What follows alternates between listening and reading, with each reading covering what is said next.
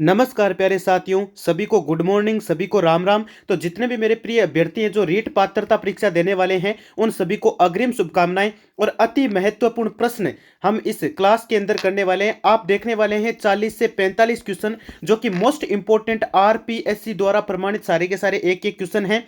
तो यदि क्लास को ज्वाइन कर लिया तो एक भी सेकंड एक सिंगल क्वेश्चन को मिस मत कीजिएगा। मोस्ट इंपॉर्टेंट आपकी ये क्लास रहने वाली है दोस्तों, ठीक है। और ईमानदारी से जुड़ जाइए और अपने आप को एक शिक्षक समझकर एक एक क्वेश्चन का जवाब देना है, क्योंकि इस बार आपको अपना शिक्षक बनने का सपना जरूर जरूर पूरा करना है दोस्तों, ठीक है। तो जल्दी से स्टार्ट करने वाले हैं। उससे पहले एक चीज और, टेलीग्राम की जो लिंक है वो मैं डिस्क्रिप्शन में दे रहा हूं और साथ में कमेंट में पिन कर रहा हूं दोस्तों, तो वहां से आप टेलीग्राम को ज्वाइन कर सकते हैं मित्रों। चलिए, तो टाइम को वेस्ट नहीं करते हैं और क्लास को शुरू कर देते हैं फटाफट से। सभी कैंडिडेट का एक एक का जवाब आना चाहिए। मोस्ट इंपॉर्टेंट आपकी ये क्वेश्चन सीरीज चल रही है आपकी, ठीक है। सबसे पहला ही आपका प्रश्न है और लगातार श्याम क्लासेस पर क्लासेस आपकी हो रही है दोस्तों। चलिए, पहला प्रश्न आपका क्या कहता है? बदाना माता का मंदिर कहाँ बना हुआ है? दोस्तों, जो बदाना माता का मंदिर है ना, वो आपके कहाँ बना हुआ है, आपको स्थान पूछा गया है। विकल्प ए में लिखा गया है नागौर, फिर लिखा है आपके भीलवाड़ा, फिर लिखा है कोटा, फिर लिखा है आपके झालावाड़। तो मित्रों, एक तो देखो भवानी माता का नाम आता है, भवानी माता। भवानी माता, एक आता है जीण माता। अरे, जीण माता और भवानी माता दोनों एक ही माताएं हैं। और जीण माता का जो मंदिर है वो आपके सीकर में, आपको पता होगा, एक गांव छोटा सा कस्बा आपके धांधु पड़ता है, वहां पर जीण माता का आपके मंदिर है भाई, ठीक है। लेकिन आपको यहां पर बदाना माता का मंदिर है पूछा है आपसे, तो ये कहां पर पड़ता है? तो ये दोस्तों आपके कोटा में है। ये कहां पर पड़ता है? आपके ये कोटा में है। तो विकल्प नंबर सी को क्या कर दो, लॉक कर दो। अगला प्रश्न आपका क्या कहता है? प्रश्न आपका इंपोर्टेंट फिर से आ चुका है दोस्तों। एक एक क्वेश्चन का जवाब अपने आप को शिक्षक मानते हुए देना है। सारे जितने भी मेरे अभ्यर्थी हैं, प्रिय मित्र हैं, वो सारे के सारे हैं, वो जो रीट पात्रता परीक्षा देने वाले हैं, सबको ईमानदारी से एक एक क्वेश्चन का जवाब देना है। 2011 की जनगणना के अनुसार, और लास्ट में स्कोर और बता देना मेरे को, कमेंट में स्कोर जरूर बताना कि आपके 45 में से कितने सही हुए। हाँ, 2011 की जनगणना के अनुसार राजस्थान में महिला साक्षरता दर बताइए कितनी रही? 2011 के अनुसार पूछा है। 52.4%, 51.8% या 53.2% या 52.1%। तो विकल्प आपका कौन सा राइट होने वाला है यहाँ पर? 2011 के अनुसार यदि देखा जाए तो महिला जो साक्षरता दर है वो आपके रही थी राजस्थान की 52.1%। तो विकल्प नंबर डी बताने वाले कैंडिडेट राइट हो जाएंगे। D is the correct answer. अगला प्रश्न आपका क्या कहता है? प्रश्न कहता है गोड़वाड़ी उपबोली किस राजस्थानी भाषा से संबंधित है? अरे, जो गोड़वाड़ी उपबोली है ना, वो कौन सी ऐसी राजस्थानी भाषा है जिससे संबंध है, मतलब संबंधित है? मारवाड़ी से है, ढूंढाड़ी से है, हाड़ौती से है, या फिर अहिरवाड़ी से? फटाफट से 1 सेकंड 5 सेकंड का समय आपके पास, जल्दी से जवाब दे दीजिए। एक चीज और बताना चाहूंगा, जालोर और पाली साइड में सबसे ज्यादा ये बोली बोली जाती है आपके, ठीक है ना। तो गोड़वाड़ी उपबोली की राजस्थानी भाषा किससे संबंधित है? तो ये आपके मारवाड़ी से संबंधित है। तो विकल्प नंबर आपका यहां पर ए राइट हो जाएगा दोस्तों, ठीक है। और जो आपके बिसल देव रासो है ना, बिसल देव जो रासो है वो इसी भाषा में लिखा गया, इसी बोली में आपके लिखा गया, याद रखिएगा दोस्तों, इंपॉर्टेंट है, इसको स्टार लगा के याद रख लेना, ठीक है। अगला प्रश्न आपका क्या कहता है? कुंभलगढ़ के दुर्ग का प्रमुख शिल्पी कौन था? अरे, जो कुंभलगढ़ दुर्ग है उसका प्रमुख शिल्पी आपसे पूछा है। विकल्प ए में लिखा है मंडन, फिर देवराज, फिर महेश, फिर अत्रि लिखा गया है। कौन सा विकल्प आपके यहां पर राइट होने वाला है? तो दोस्तों, मैं बताना चाहूंगा, पहली बात तो यह कि कुंभलगढ़ जो दुर्ग है, इसी को क्या कहा जाता है? इसी को मेवाड़ की आंख कहा जाता है ना। मेवाड़ की क्या कहा जाता है? आंख कहा जाता है। आईज ऑफ मेवाड़, ठीक है, मेवाड़ की आंख कहा जाता है, पहली बात होगी। और दूसरी बात मैं आपको बताना चाहूं तो इसका निर्माण किसने करवाया था? निर्माण सर जी कुंभा ने करवाया था। किसने करवाया था? अरे, कुंभा ने करवाया था। और ये है कहां पर? ये आपके राजसमंद में पड़ जाता है। ये कहां पड़ जाता है? आपका राजसमंद के अंदर पड़ता है भाई, ठीक है। और इस पर आपके सिक्के जो है ना, सिक्कों पर आपके खुदवाया गया था नाम, ठीक है ना। यहां पर सिक्के लगाए गए थे, इस कुंभलगढ़ दुर्ग, यहाँ पर नाम इसके यहाँ पर खुदवाया गया था। और एक चीज और बताना चाहूंगा, ये जो अरावली जो पर्वतमाला है उसके ऊपर लगभग ये उससे 1100 मीटर, ये कितना ऊंचा है? 1100 मीटर ऊंची पहाड़ी पर ये बना हुआ है आपका। यदि फिट में पूछ ले, आपको क्या पता, एग्जाम में फिट में पूछ ले, पटवार एग्जाम में पूछ लिया था, काफी कैंडिडेट का गलत हो गया था। 3600 फिट लिखना है, यदि फिट में पूछे तो 3600 फीट, वरना 1100 मीटर लिख सकते हो आप, ठीक है। तो आपको मीटर से फिट में और फिट से मीटर में बदलना भी आना चाहिए। और आपको कहे कब हुआ था इसका निर्माण? तो इसका 1459 में आपके निर्माण करवाया गया था दोस्तों। तो विकल्प नंबर आपका कौन सा राइट हुआ? यहां पर ए राइट हो गया। कुंभलगढ़ के दुर्ग का शिल्पी था मंडन आपके। एक को ताला लगा दो। अगला प्रश्न, अगला प्रश्न आपका क्या कहता है? अगला प्रश्न फिर आपके इंपॉर्टेंट आ चुका है दोस्तों। किस शासक की मृत्यु पर औरंगजेब ने कहा था कि आज कुफ्र यानी धर्म विरोध का, मतलब मैं थोड़ा छोटा कर देता हूं, आपको दिख नहीं रहा होगा यहाँ पे पूरा प्रश्न। कुफ्र का दरवाजा टूट गया, ये किसके लिए कहा था, ये आपसे पूछा गया है। यानी किस शासक की मृत्यु पर औरंगजेब ने ऐसा कहा कि आज कुफ्र का जो दरवाजा है वो टूट गया, यानी धर्म विरोध, यानी आज कुफ्र का मतलब धर्म विरोध का दरवाजा टूट गया। हाँ, राणा राज सिंह के लिए, महाराणा जसवंत सिंह प्रथम, या महाराणा करण सिंह, या फिर दुर्गादास राठौड़, कौन सा आपका राइट हो जाएगा? तो विकल्प नंबर आपका यहाँ पर बी राइट हो जाएगा दोस्तों। क्या नाम था उनका? हाँ बिल्कुल, महाराणा जसवंत सिंह नाम था सर जी। तो विकल्प नंबर बी आपका यहाँ पर राइट हो जाएगा। अगला प्रश्न देखो, अगला प्रश्न आपका क्या कहता है? अगला प्रश्न आपका ये कहता है दोस्तों कि तेजाजी का मेला कब बढ़ता है? अरे जो अपने तेजाजी हैं, देवता हैं, है ना, तेजाजी, उनका मेला कब बढ़ता है, ये आपसे पूछा गया दोस्तों। फटाफट जवाब आना चाहिए सबका। पहला विकल्प है कार्तिक शुक्ल दशमी, चैत्र कृष्ण दशमी, आश्विन शुक्ल दशमी, या फिर भाद्रपद शुक्ल दशमी। कौन सा विकल्प आपके यहाँ पर राइट हो जाने वाला है? तो दोस्तों आपका विकल्प नंबर कौन सा? डी राइट हो जाएगा। जो भादवे का महीना आता है ना, यानी भाद्रपद जो आता है, भाद्रपद, और उसमें भी शुक्ल की दशमी, आपको कौन सी याद रखनी है? शुक्ल की दशमी। अब देखो इसमें कृष्ण पक्ष में मतलब कृष्ण की दशमी भी लिखा हुआ आ सकता है, तो गलत मत कर देना। भाद्रपद शुक्ल दशमी को आपके तेजाजी का मेला बढ़ता है। और एक तो मेला देखो खरनाल, इनका जन्म स्थान, जहां, हाँ बिल्कुल, बहुत बड़ा मंदिर बना हुआ है, यहां पर आपके मेला बढ़ता है। और एक आपके नाम सुना होगा आपने, पर्वतसर, पर्वत सर, ये कहां पर है सर जी? ये आपके नागौर में पड़ता है, यहां पर, जिसमें ना पशुओं का लेकर, भाई ऊंट है, बैल बैल ऊंट, इनके लिए ना यहाँ पे जो क्या है, लेन देन होता है इनका, ठीक है। पर्वतसर नागौर में भी बहुत बड़ा मेला इनका भरता है दोस्तों। अगला प्रश्न, अगला प्रश्न क्या कहता है आपका? ताम्रयुगीन सभ्यताओं की जननी किसे कहा जाता है? यानी सबसे ज्यादा आपके तांबे के अवशेष की बात कर रहा हूं मैं, तांबे के अवशेष, और तांबा सबसे ज्यादा देखने को यदि मिला है तो वो कौन सी आपकी सभ्यता है? आहड़ है, गणेश्वर है, सुनारी है, या फिर रेड है? देखो आहड़ और रेड तो दोनों ही नहीं है, बच्चे आपके पास दो, गणेश्वर और सुनारी। तो विकल्प नंबर कौन सा राइट होगा आपका? बिल्कुल, यहां पे बी को ताला लगा दो, B is the correct answer आपका। अगला प्रश्न, आशा और उम्मीद है कि बहुत अच्छी आपको क्लास लग रही होगी। एक एक क्वेश्चन आपका आरपीएससी का मोस्ट इंपोर्टेंट क्वेश्चन है भाई, ठीक है। अगला प्रश्न, अगला प्रश्न क्या कहता है? लालदासी संप्रदाय के प्रवर्तक कौन थे? बताओ। आसनाथ जी थे, आसनाथ था ना यहाँ पे नाम है, जाम्बो जी थे, लालदास जी, या फिर कबीरदास जी। लालदासी संप्रदाय के प्रवर्तक आपसे पूछा गया, मोस्ट इंपोर्टेंट आपके क्वेश्चन है भाई, है ना। तो कौन सा विकल्प आपके राइट होगा? फटाफट जवाब दे दीजिए। तो विकल्प नंबर आपका कौन सा राइट हो गया? सी राइट हो गया, लालदास जी। लालदास जी इज द करेक्ट आंसर। और लालदास जी आपकी कहां लिखा गया? सी में लिखा गया सर जी,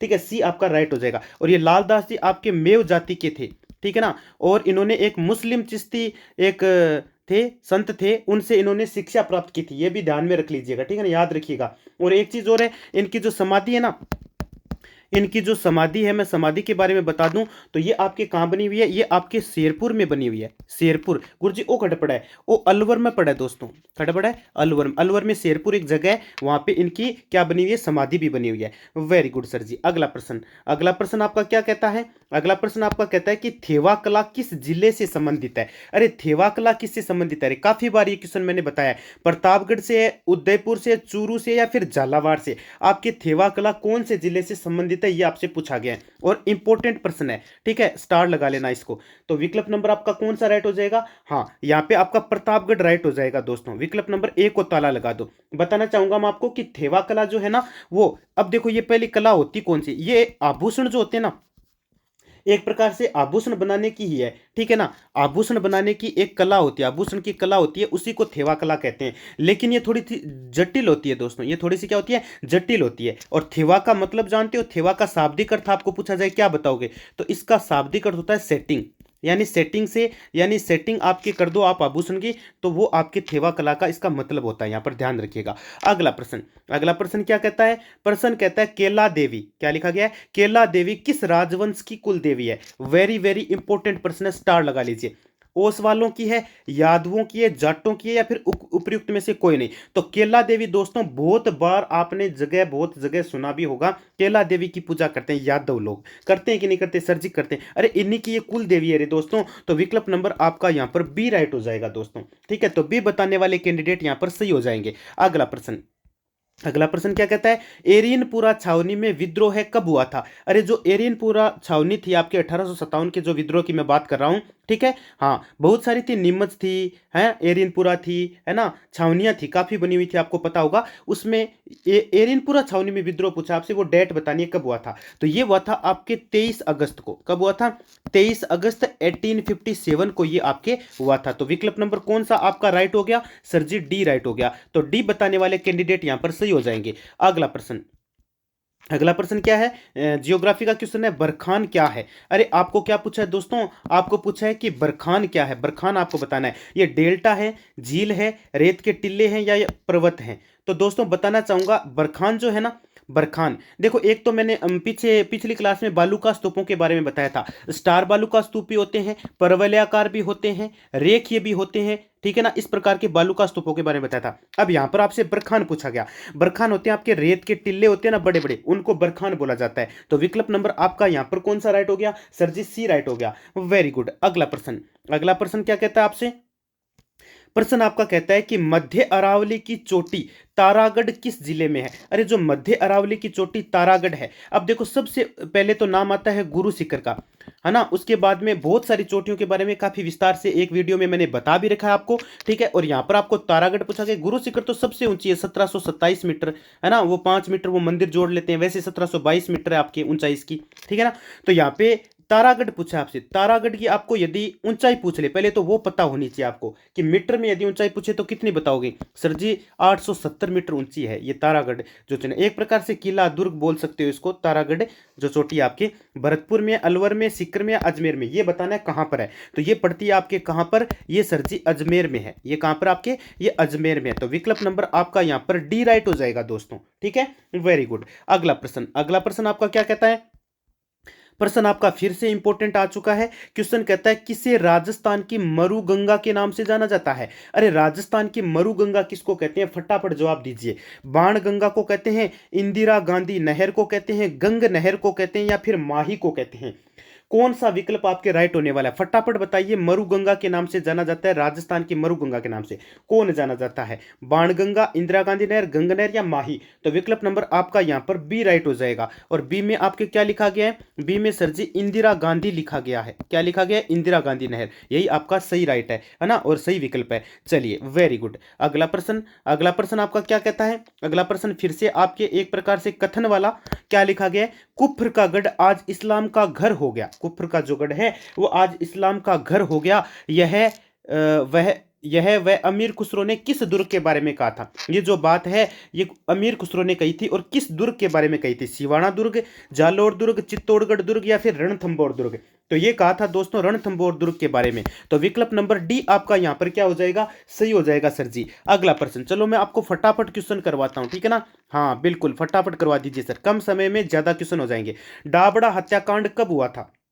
अरे डाबड़ा जो हत्याकांड है ना, ये कब हुआ था? तो काफी कैंडिडेट विकल्प गलत करके आते हैं। पहला लिखा है 24 जनवरी 1931, 2 अक्टूबर 1934, 13 मार्च 1947, या फिर 17 सितंबर 1946। तो विकल्प नंबर सी आपका यहां पर राइट हो जाएगा। कब हुआ था ये सर जी 13 मार्च को हुआ था, 1947 को हुआ था। याद रखिएगा, वेरी वेरी इंपॉर्टेंट प्रश्न है, ताला लगा दीजिए आप, ठीक है। Very good. अगला प्रश्न, अगला प्रश्न आपका क्या कहता है? राजस्थान विधानसभा की पहली महिला विधायक कौन थी? अरे जो राजस्थान विधानसभा की पहली महिला विधायक है वो कौन थी?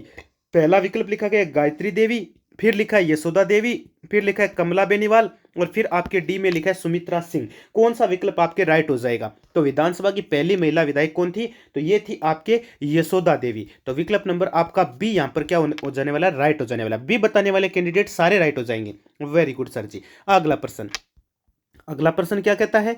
अगला प्रश्न फिर इंपॉर्टेंट है, राजस्थान के प्रथम मुख्य सचिव के बारे में बताइए। देखिए इनमें से एक क्वेश्चन आपको देखने को मिलेगा। देखो नॉर्मल और कठिन हर प्रकार के क्वेश्चन आपको पेपर में देखने को मिलते हैं। राजस्थान की प्रथम मुख्य सचिव बताओ। भगवत सिंह मेहता, ओपी मेहरा, श्री के राधा कृष्णन, या विपिन बिहारी लाल माथुर? बताओ मुख्य सचिव कौन थे? राजस्थान के प्रथम मुख्य सचिव आपसे पूछा गया। वेरी वेरी इंपॉर्टेंट प्रश्न है, वैसे देखा जाए आपको पता होना चाहिए। तो विकल्प नंबर आपका कौन सा? सी राइट हो जाएगा। यहाँ पे आपका कौन सा हो जाएगा? श्री के राधा कृष्ण, ठीक है। Very good sir. अगला प्रश्न, अगला प्रश्न आपका क्या कहता है? अगला प्रश्न कहता है जिला न्यायाधीश नियुक्त किए जाते हैं। अरे जो जिला न्यायाधीश है वो नियुक्त किए जाते हैं भारत के मुख्य न्यायाधीश द्वारा, मुख्यमंत्री द्वारा, राज्यपाल द्वारा या भारत के राष्ट्रपति द्वारा। किसके द्वारा किए जाते हैं? तो ये किए जाते हैं दोस्तों राज्यपाल के द्वारा। अरे जिला न्यायाधीश हमेशा राज्य राज्य का जो राज्यपाल होता है ना उसके द्वारा किए जाते हैं। तो विकल्प नंबर आपका सी राइट हो जाएगा। देखो सारे क्वेश्चन आ रहे हैं, इतिहास हम पढ़ रहे हैं, जियोग्राफी हम पढ़ रहे हैं, कला संस्कृति के क्वेश्चन भी आ रहे हैं, सारे क्वेश्चन मिलेंगे आपको, ठीक है। और सारे इंपॉर्टेंट क्वेश्चन है भाई। एशिया की सबसे बड़ी जिप्सम की खान कहाँ मिलती है? फटाफट बता दीजिए। जावर, जामसर, कालाखूंट या फिर पलाना, ये कहाँ मिलती है? तो ये मिलती है आपको जामसर में। हाँ बिल्कुल बिल्कुल, जिप्सम की सबसे बड़ी खान कहाँ पर है आपके? हाँ बिल्कुल आपके जामसर में है। तो विकल्प नंबर आपका कौन सा यहाँ पे सही हुआ? बी सर जी सही हो गया। वेरी गुड, बी बताने वाले सारे कैंडिडेट राइट हो जाएंगे। अगला प्रश्न, राजस्थान में आर्थिक एवं सांख्यिकी का निदेशालय किस शहर में स्थित है? अजमेर में है, बीकानेर में है, जयपुर में या फिर जोधपुर में? ये कहां पड़ता है? तो ये पड़ता है आपका दोस्तों विकल्प नंबर सी जयपुर में। कहां पर पड़ता है आपका? जयपुर में। तो राइट आंसर आपका जयपुर हो जाएगा। अगला प्रश्न देखो, अगला प्रश्न आपका क्या कहता है? सोनालिका किस फसल की प्रजाति है? यानी किस फसल की किस्म, कौन सी फसल की किस्म को सोनालिका भी कहते हैं? अरे सोनालिका एक फसलों की किस्म है रे मेरे दोस्त। जैसे मक्का, गेहूं, जो धान, चना, सबकी अलग अलग किस्में होती है ना, ठीक वैसे यहाँ पे सोनालिका भी एक फसल की किस्म होती है। लेकिन किसकी होती है ये आपको बताना है। तो ये होती है आपकी किसकी? बिल्कुल सी बताने वाले कैंडिडेट राइट हो जाएंगे। ये होती है आपके गेहूं की। अरे किसकी होती है दोस्तों? गेहूं की होती है। Very good. अगला प्रश्न देखो, अगला प्रश्न क्या है? ये इंपॉर्टेंट प्रश्न फिर से आ गया, स्टार लगा लीजिए। इसरदा सिंचाई परियोजना का संबंध है डूंगरपुर से, चित्तौड़गढ़ से, सवाई माधोपुर से या झालावाड़ से? तो दोस्तों इसरदा सिंचाई जो परियोजना है आपके, इसका संबंध आपके हो जाता है विकल्प नंबर सी सवाई माधोपुर से। किससे है आपके? ये आपके सवाई माधोपुर से है भाई, ठीक है। तो विकल्प नंबर सी आपका राइट हो गया। अगला प्रश्न, अगला प्रश्न आपका क्या कहता है? वेरी इंपॉर्टेंट क्वेश्चन है। जैता व कुंपा किस शासक के सेनापति थे? काफी बार मैंने आपको बताया है ये किसके थे, ये आपके मालदेव राठौड़ के। अगला प्रश्न, अगला प्रश्न देखो, राजस्थान में सर्वाधिक सिंचाई का स्रोत क्या है? अरे राजस्थान में सबसे ज्यादा सिंचाई किससे की जाती है? तालाबों द्वारा होती है, कुओं व नलकूपों द्वारा होती है, नहरों द्वारा होती है, नदियों द्वारा होती है? अब देखो सबसे ज्यादा यदि सिंचाई की बात करें तो वो होती है आपकी कुओं और नलकूपों द्वारा होती है, तालाबों द्वारा भी, नहरों द्वारा भी होती है। लेकिन देखो नहरों में तो प्रथम स्थान पे आपका गंगानगर आ जाता है, जो धान का कटोरा कहलाता है आपका। गंगानगर हनुमानगढ़ है ना, इधर तो देखो नहरों द्वारा सिंचाई करते हैं। लेकिन सब जगह थोड़ी हो जाती है। सब जगह यदि सर्वाधिक सिंचाई का स्रोत माना जाए तो वो है कुएं और नलकूप, यानी ट्यूबवेल जो होते हैं वो। तो विकल्प नंबर बी आपका राइट हो जाएगा। अगला प्रश्न, अगला प्रश्न आपका क्या है? राजस्थान में गुड़ला त्योहार कब मनाया जाता है? अरे राजस्थान में जो गुड़ला है वो त्योहार कब मनाया जाता है? श्रावण यानी सावन की शुक्ल अष्टमी को, श्रावण कृष्ण अष्टमी को, चैत्र कृष्ण अष्टमी, यहाँ चैत्र लिखा था, सॉरी गलती से, चलो चैत्र है ये नाम, और भाद्रपद शुक्ल अष्टमी। कौन सा विकल्प आपके यहाँ पर राइट होने वाला है? तो विकल्प नंबर आपका सी राइट हो जाएगा। चैत्र, चैत्र जो मास आता है उसके कृष्ण पक्ष की अष्टमी को, अष्टमी को क्या मनाया जाता है? ये त्योहार मनाया जाता है। तो विकल्प आपका कौन सा? सी राइट हो गया सर जी। अगला प्रश्न, अगला प्रश्न क्या कहता है? राजस्थान की प्रथम औद्योगिक नीति की घोषणा किस वर्ष की गई? ये कब की गई थी? 1948 को की गई थी, या 1956 को, या 1978, या फिर 1991 को की गई थी? तो कौन सा विकल्प आपका राइट होने वाला है? तो राजस्थान की प्रथम औद्योगिक नीति की घोषणा जो है वो आपके 1978 को की गई थी। तो विकल्प नंबर आपका यहां पर सी राइट हो जाएगा दोस्तों। सी बताने वाले कैंडिडेट सही हो जाएंगे। अगला प्रश्न, अगला प्रश्न आपका क्या कहता है? प्रश्न आपका फिर इंपोर्टेंट आया, सौर ऊर्जा नीति लागू करने वाला देश का पहला राज्य कौन सा है? अरे जो सौर ऊर्जा नीति लागू करने वाला देश का जो पहला राज्य है वो राज्य बताइए। गुजरात है, महाराष्ट्र, राजस्थान या फिर मध्य प्रदेश? कौन सा विकल्प आपका राइट हो जाएगा? तो ये अपना राजस्थान, ये दोस्तों अपना प्यारा राजस्थान। तो विकल्प नंबर सी आपका यहां पर क्या हो जाएगा? राइट हो जाएगा। अगला प्रश्न, अगला प्रश्न क्या कहता है? राज्य पुनर्गठन आयोग के अध्यक्ष कौन थे? एस के धर थे, पंडित जवाहरलाल नेहरू थे, फजल अली थे या फिर के एम पाणिकर थे? कौन थे भाई, है ना? तो आपके राज्य पुनर्गठन आयोग के जो अध्यक्ष थे वो थे आपके फजल अली, ठीक है। तो विकल्प नंबर आपका यहां पर सी क्या हो जाएगा? राइट हो जाएगा। अगला प्रश्न, अगला प्रश्न क्या कहता है आपका? प्रश्न कहता है उदय योजना किससे संबंधित है? वेरी वेरी इंपॉर्टेंट प्रश्न है, पता होना चाहिए। जल वितरण निगम से, विद्युत कंपनियों से, पर्यटन क्षेत्र से, या सड़क निर्माण से? तो दोस्तों उदय योजना, अब देखो योजनाओं से पक्का एक क्वेश्चन तो 100% आपको मिलने वाला है, एक या दो भी मिल सकते हैं, ठीक है।